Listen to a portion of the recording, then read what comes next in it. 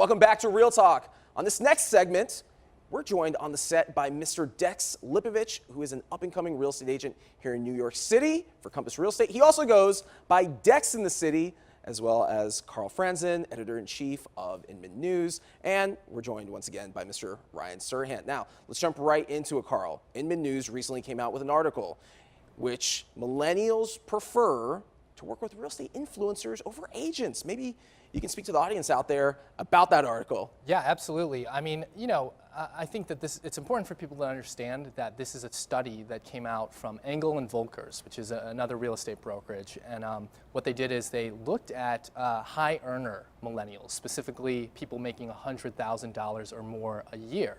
And so those people, they surveyed 1,000 of them, and they found that 80% of those people would prefer to go with somebody who is a social media expert in a specific field. So whether that's real estate or health or something like that, that's who they would trust with their business. So, you know, it's not totally bad news for agents, because if you have a social media presence and you already are an influencer in that topic, you know, you will be seen among this community as somebody who's trustworthy. So I think it's actually good news for agents. How's a real estate agent become known as an influencer, though, in your industry? Is it just posting content? Is it talking about the industry? Well, we have several guides and articles that speak to this exact topic. And I think, you know, it comes down to some of the things that Ryan was talking about earlier, to consistency. It comes down to authenticity, to being present on the platform where the people that you are trying to reach are also spending their time. So if it's younger millennials, maybe that's Snapchat, right? Or maybe that's Instagram these days.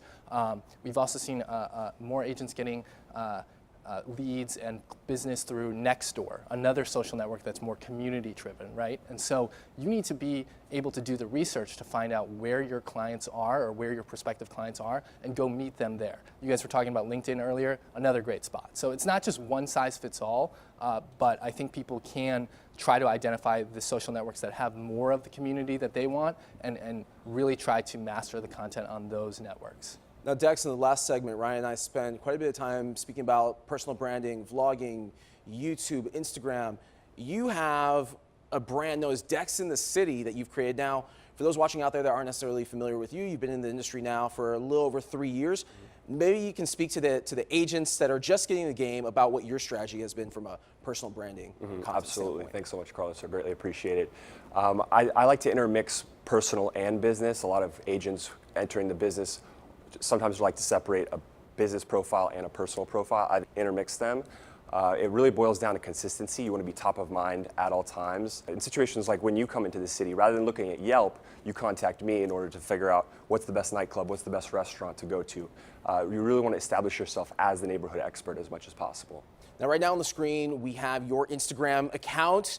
You're a nicely dressed man. Thank you. Like my guy here to the left, Ryan Serhant. You're out and about in the whole New York scene. Correct. Now, Ryan, is this a strategy that you would recommend other agents just getting into the game, or even if they've been in the industry but they're looking to make a pivot and become more focused on being like that go-to expert in their city?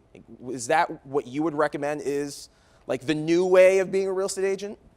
Yeah, 1,000%, because it's also free. Yeah. Like, postcards cost money. Mailers cost money. Taking people for drinks costs money. And those are all people that you have to go out and find. Social media has hundreds of millions of people, right? You might not reach all of them, but if you can reach more than your mailers and your drinks are going to, and all it takes is you having a phone, which you have anyway. So what blows my freaking mind is when people just don't do it because they're like, well, I can't figure it out. Well, it's not really for me. Well, if selling then isn't for you, then okay, right? And it's the way of the world. Like, if you're not embracing social media marketing for your own business right now, then you're that guy in 1994 who said the internet wasn't going to change anything. That's it. What advice would you give to Dex specifically as a newer real estate agent here in New York? Dex, you're awesome. Thanks. Appreciate it. Yeah, you should come work for me. That's probably the biggest advice I would give. The second piece of advice that I would give is just keep doing what you're doing, right? Like you just talked about, consistency, authenticity. Your Instagram feed is funny, but it's also informative, and that goes a long way. Like, people don't want to be bored, right? Like, that's what we were talking about before. You see someone's Instagram feed or their social media feed or their YouTube, and it's just boring property videos. Like, no one cares. There's so much out there. People want to see like what they like to see, right? They like to see people, pets and babies, cars or whatever else they're interested in. So you got to fit into what people like to see as they're scrolling through. Like if it's a funny photo of you, right? You're thinking about rainy day thoughts, like, oh, I was doing that today too. Double tap that. And then I'll think about you when I want to buy my next apartment. And if it's not tomorrow, it could be in 3 years, but you're the guy. Of course. So I think just keep staying authentic, keep staying consistent, but also don't forget, and I think a lot of people make this mistake, I'm not saying you have, but a lot of people have, where they forget that the work does come first. Like brand can be exciting, but brand also, at least at first, isn't gonna pay your bills. And like that work comes first, no matter what. Like I can post all the pretty photos I want, but if I haven't sold anything to talk about that's real, right, then what am I talking about? And that's kind of that one question that I have with regards to the Engel and Volker's article, where it's like, okay, if you're gonna trust that influencer more, but have they actually sold anything? Have they actually done the work? Right? You want to work with somebody that, yes, has a profile and has has an influence out there to help you, but they also need to be good at what they do. I often say people buy from people. They don't buy from logos. They really don't buy from brands. They buy from people that they trust. And that's what's great about social media. You're able to build trust and credibility, i.e. influence. So are we going to get to a point, and this is a question for all three of you gentlemen, are we going to get to a point where real estate transactions now are happening without people necessarily needing to look at a listing in person, but instead by building a relationship and then by seeing properties online? Yeah, I would say yes. I've actually sold 5 separate properties sight unseen, and I was featured on the cover of the Wall Street Journal for this exact topic, where I actually connected with 3 of the individuals, 3 of the potential clients through social media, had never actually met them, and then they went under contract just through video and virtual reality tours as well. So I was able to build that trust basically just through video and social media, and like Ryan talked about, them seeing you every single day and essentially trusting you.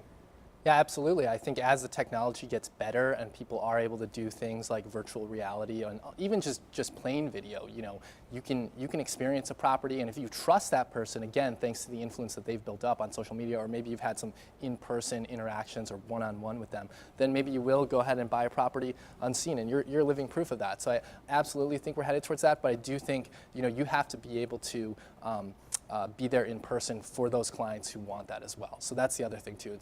I don't think we're ever going to get to a world where 100% of transactions are online, right? There's always going to be some people who prefer that face-to-face. And I think in New York City, from what I've heard from a lot of brokers and agents and other people in the industry, is that in particular in New York, people want to see things face-to-face because they're wary of scams. They're like just a little bit more paranoid maybe than the other buyers outside in the rest of the country.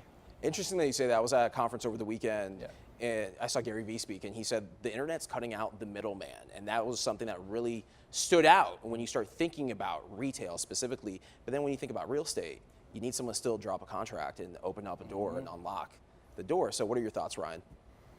Yeah, we have a hard time selling things sight unseen, totally. Just because people, they need to see what the view is going to be out of their bedroom, right? And sometimes if it's just pure investment, then okay, we've done some things sight unseen. But I do think that like technology isn't going to erase the real estate broker. It might erase the people who do the contracts and the paperwork and all that. Like just look at DocuSign. I mean, look at all these platforms that come out. Like people want that stuff to be easier, but they still need someone to talk to make them feel better about the money they're about to spend on a home that they've never lived in before, in a neighborhood they're confused about. And can you talk to me to 11 p.m. about it, please? Because I have to write this check and it really freaks me out. A computer will never be able to do that. Social media can never do that. It's got to be done person to person. And that's why also, not part of this discussion, but I think there's so much concern about all these pop-up real estate brokerages that are cutting out the brokers. That only ever happens in strong markets. The minute the markets start to correct, those neighborhood executives and those people that aren't incentivized in any way to help you other than what they get paid on their flat rate are not picking up the phone at 11 a.m. or at 11 p.m. or 2 a.m. But we will as real estate agents because we are incentivized and we want to get that deal done. So we're not going to go away. We just need to use the technology for our benefit and for the client's benefit together. And that is real talk. Gentlemen, thank you so much for your time. Dex, starting with you, where can the viewers out there connect with you and learn more about you? Dex in the City across all platforms, Instagram, YouTube, LinkedIn, and Facebook, and www.dexinthecity.com. Of course, I would invite everybody to check out inman.com for the latest real estate news and trends and information. And if you're looking for me specifically, you can check out @CarlFranzen on Twitter, on Instagram, and yeah, happy to connect with you. And we went through this, but yeah, Ryan Serhant everywhere. Excellent. Ryan Serhant everywhere. Make sure that you buy the book. It's on sale now. Thank you so much, gentlemen, for your time. And that's a wrap. Thank you so much for watching another episode of Real Talk. If you're watching this on Facebook Watch, you know what to do. Be sure to like, comment, share. And if you're watching on YouTube, hit that subscribe button. Until next time, peace.